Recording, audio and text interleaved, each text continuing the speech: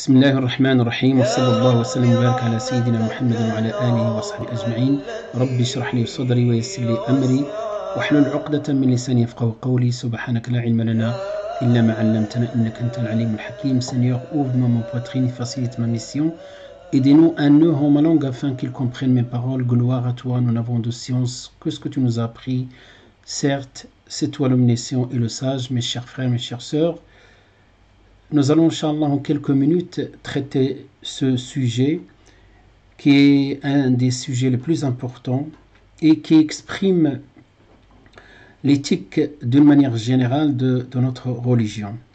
Donc ce thème-là, comme vous voyez, l'éthique dans le traitement de l'information, autrement, comment traiter une information, une nouvelle, on apprend quelque chose et comment réagir, surtout dans ce contexte aujourd'hui qui est caractérisé par l'émergence et en grande quantité des informations qui viennent des réseaux sociaux, qui viennent de part et d'autre.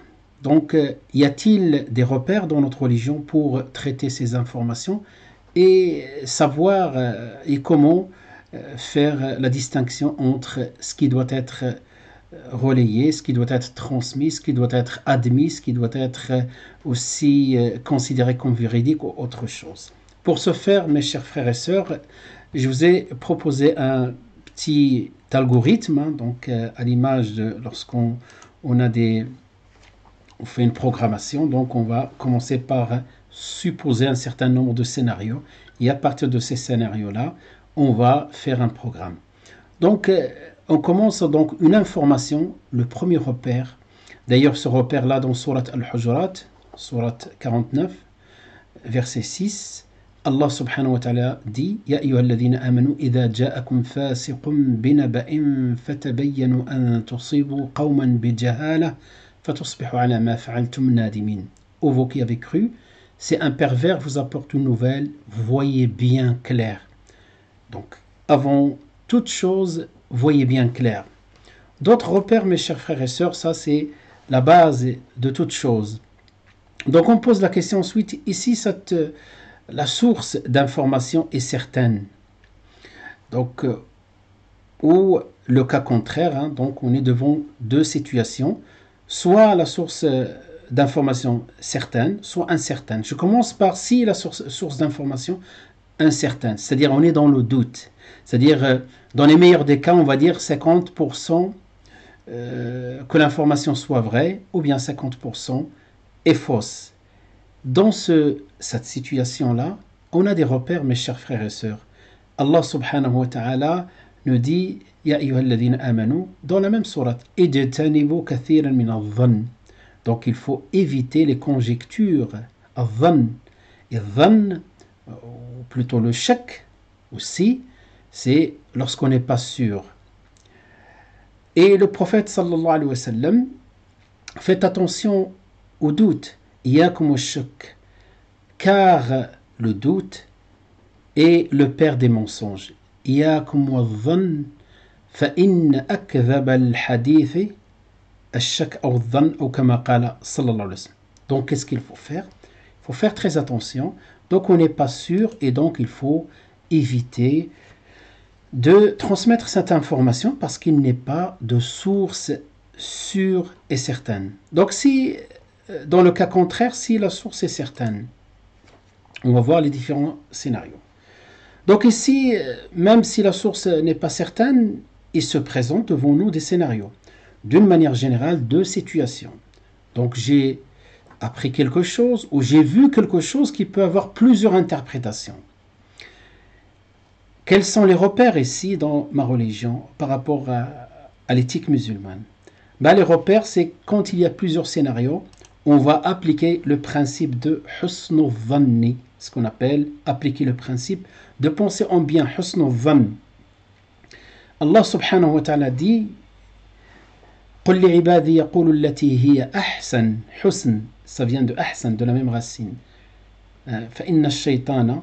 Donc, il dit à mes serviteurs d'exprimer les meilleures paroles, car le diable sème la discorde parmi eux. قل لعبادي يقولوا التي أحسن إن الشيطان ينزغ بينهم. Et donc, la bonne voie, le meilleur choix, c'est husnul dhann, c'est penser en bien et choisir le meilleur des scénarios. Quelqu'un n'est pas venu, on a un rendez-vous, il n'est pas venu, il y a plusieurs scénarios, ne serait-ce que deux, il a oublié, il a un empêchement, oublié un empêchement qui est en sa faveur, ou bien le cas contraire, c'est qu'il a négligé son rendez-vous. Qu'est-ce que je vais choisir? Soit il a oublié, soit il a un empêchement, et donc c'est ça husnul dhann. Le cas contraire s'appelle su'u dhann, penser en mal. Et c'est ça qui exprime aussi dans notre religion toujours cet aspect-là de positivité, ou plutôt de l'ijabiyya, d'être optimiste, qui est le contraire de pessimiste. Donc vous voyez, dans cette situation-là, plusieurs scénarios qui se présentent, je choisis ce qui est en faveur de la personne que je suis peut-être en situation de juger. Donc ça, et par conséquent, cette information, qu'est-ce que je fais? Donc je m'écarte, donc s'en écarter et ne pas la diffuser, parce que Allah subhanahu wa ta'ala nous dit que vous allez être interrogé sur tous les sens. Et ne poursuivez pas ce dont tu n'as aucune connaissance. L'ouïe, la vue, le cœur sont tout cela en vérité. On sera interrogé. وَلَا تَقْفُ مَا لَيْسَ لَكَ بِهِ عِلْمٌ إِنَّ السَّمْعَ وَالْبَصَرَ وَالْفُؤَادَ كُلُّ أُولَئِكَ كَانَ عَنْهُ مَسْئُولًا.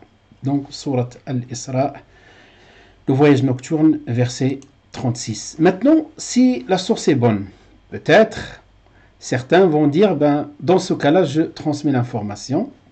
Je vais vous dire, Inch'Allah, soyons plus patients, on va voir toutes les situations. S'il s'agit d'une futilité ou ce qu'on appelle frivolité, ce qu'on appelle en arabe al-larou, quelque chose qui va plus amuser les gens, qui va plus les faire rire, et voire même limite avec les moqueries. S'il s'agit de moqueries, Allah subhanahu wa ta'ala dit وَلَا يَسْخَرْ قَوْمٌ مِّنْ قَوْمٍ, et qu'un peuple ne se moque pas d'un autre peuple. Et ensuite, il dit des femmes ne se moquent pas des femmes. Il se peut qu'ils soient meilleurs qu'eux ou qu'elles. Et donc, s'il s'agit simplement de futilité, on a des repères par rapport à ça. Une mauvaise information, maintenant la source est certaine et l'information est certaine. Qu'est-ce que je fais avec? Ou l'information est bonne et positive et en faveur de la personne, donc il est de source sûre, certaine et bonne. Donc je commence par le premier cas, puisque là, j'imagine trois scénarios. Le premier, s'il s'agit d'une futilité, le repère, Allah subhanahu wa ta'ala nous dit aussi dans sourate Ash-Shu'ara, et lorsqu'il passe auprès d'une frivolité, s'en écarte noblement. وَإِذَا مَرُّوا بِاللَّغْوِ مَرُّوا كِرَامًا. C'est pas son. La vie n'est pas un amusement. Il passe pas son temps à s'amuser, à se moquer, à partager dans son réseau social. Donc tout est son contraire. Et j'ouvre une parenthèse pour vous dire tout ça, ça concerne surtout les réseaux sociaux, qui peuvent avoir un impact multiplié par ce que seul Allah subhanahu wa ta'ala peut connaître. Et donc dans le même cas, donc quelqu'un m'envoie des choses, des blagues, etc. Je ne dis pas que c'est strictement interdit, mais ce n'est pas mon rôle, tout simplement. Et donc, je m'en écarte. Si maintenant il est négatif, il est sûr, tu as pris quelque chose qui est sûr, qu'est-ce que tu fais dans c'est négatif, et c'est sûr. Donc, il y a le principe de ce qu'on appelle dans notre religion, sitru istur akhak, donc cache les défauts des autres. Dieu subhanahu wa ta'ala, comme جاء في الحديث النبوي الشريف, إن الله حيي ستير يحب الستر. Donc Dieu est celui qui couvre et il aime le voilement, c'est-à-dire cacher les défauts des autres. Si j'apprends ça, qu'est-ce que j'apporte comme valeur rajoutée? Qu'est-ce que ça peut apporter si ce n'est que des préjudices par rapport à la personne? Et je couvre, parce que moi-même, je suis exposé aux erreurs. Et donc, comme tu couvres les autres, Allah t'apportera ceux qui vont te couvrir. Donc, s'il est bon maintenant, et il est vrai, donc il est positif, il est vrai, il est sûr, Ben, vous savez qu'il y a beaucoup d'informations qui sont redondantes. Les mêmes liens, les mêmes images, les mêmes informations partagées. Et donc, quelles sont les conséquences ici? C'est que les personnes ils vont voir de vous, lorsque vous partagez tout, maintenant sûr et bonne et vraie cette information, ben vous partagez tout sans vérification. Parce que souvenez-vous, mes chers frères et sœurs, nous avons dit qu'on commence ici par la vérification. Donc vous envoyez tout et il se peut que l'information l'a reçue 3 ou 4 fois. Cette personne-là, dès que vous envoyez une information, ne va plus voir vos, si vous voulez, vos posts, ce que vous postez, parce qu'il sait que vous postez sans, on va dire, sans vérification préalable. Et donc, si la répétition va polluer même, vous savez, mes chers frères et sœurs, on peut polluer l'espace disque de la personne, soit son ordinateur, soit son smartphone ou autre chose. Donc, pollution, trop d'informations, comme on dit, tue l'information. Donc, je m'en écarte, il s'arrête à mon niveau et je filtre. Si maintenant il est pertinente, il est bonne, donc je me pose la question, est-ce que j'ai le droit de la diffuser? Est-ce que la personne, l'auteur, m'a donné cette autorisation? Donc, par exemple, il se peut que ce soit un livre dans lequel, voilà, donc il y a des droits d'auteur, etc., etc. Est-ce que j'ai l'autorisation? Je scanne le livre et je le mets à disposition de tout le monde. Est-ce que j'ai cette autorisation? Si je n'ai pas cette autorisation, je m'écarte de la même manière. Si oui, à ce moment-là, il faut penser aussi, mes chers frères et sœurs, donc voyez tous ces filtres-là. Le seul scénario, donc, qui est composé de plusieurs sous-scénarios. Et à ce moment-là, j'ai le droit de diffuser l'information. À ce moment-là, j'observe l'éthique. Donc, éviter les heures tardives. Donc, si je veux envoyer un dua et partager un dua avec les frères et sœurs, c'est pas à minuit ou à 1h du matin. Parce que vous savez, il y a des notifications qui peuvent réveiller les enfants, qui peuvent réveiller la famille. Donc faisons très attention. Évitez l'excès. Chaque jour, vous envoyez je ne sais pas combien d'informations. Même ils sont bonnes, ils sont sûrs, vous avez l'autorisation.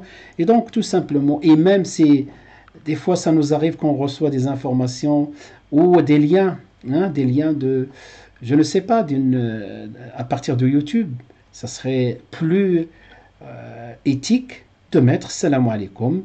Voilà, je partage avec toi cette vidéo que je trouve intéressante et je signe parce que des fois on n'a pas le nom de la personne, on n'a qu'un numéro. Et en bas je dis barakallahu fikum ou fraternellement ou la bonne soirée ou la salam alaikum. J'ai même mon prénom, mon nom tel qu'ils me connaissent.